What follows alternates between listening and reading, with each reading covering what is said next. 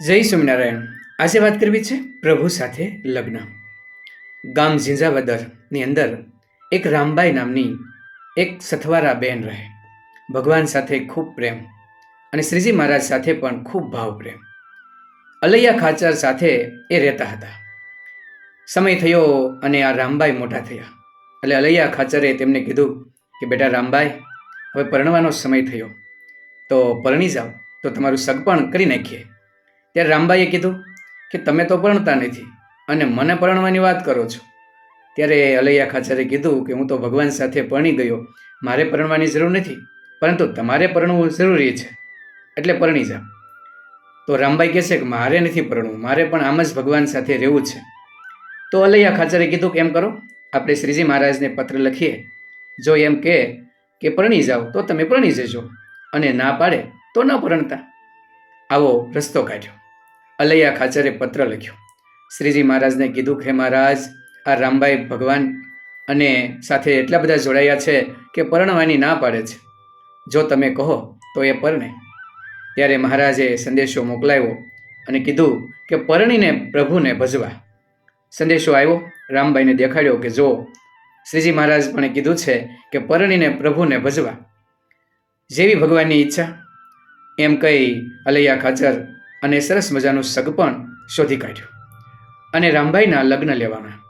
સમય જતાં લગ્ન માટે જાન ઝીંઝાવદનના પાદરે આવી ગઈ. જાનૈયા માંડવિયા બહુ ખુશ હતા. સરસ મજાનો ધામધૂમથી પ્રસંગ થયો અને એ રામબાઈના લગ્ન શરૂ થયા. લગ્ન વિધિ થઈ, હાથ જોડ થઈ, લગ્ન થયા.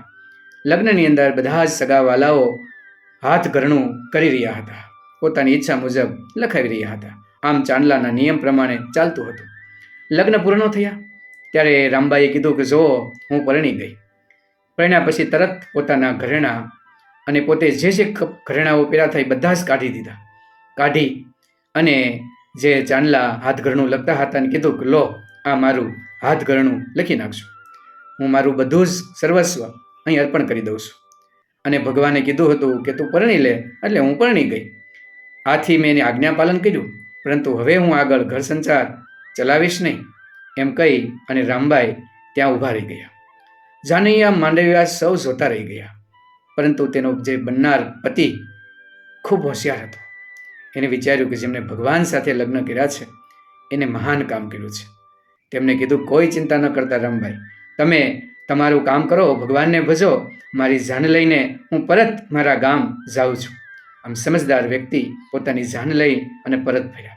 જાનૈયા સૌ ઘરે ગયા અને રામબાઈ જીવ્યા ત્યાં સુધી ભગવાનની ભક્તિ કરી અને અંતકાળે પણ ભગવાન સાથે જોડાઈ અને પ્રભુમય બની ગયા.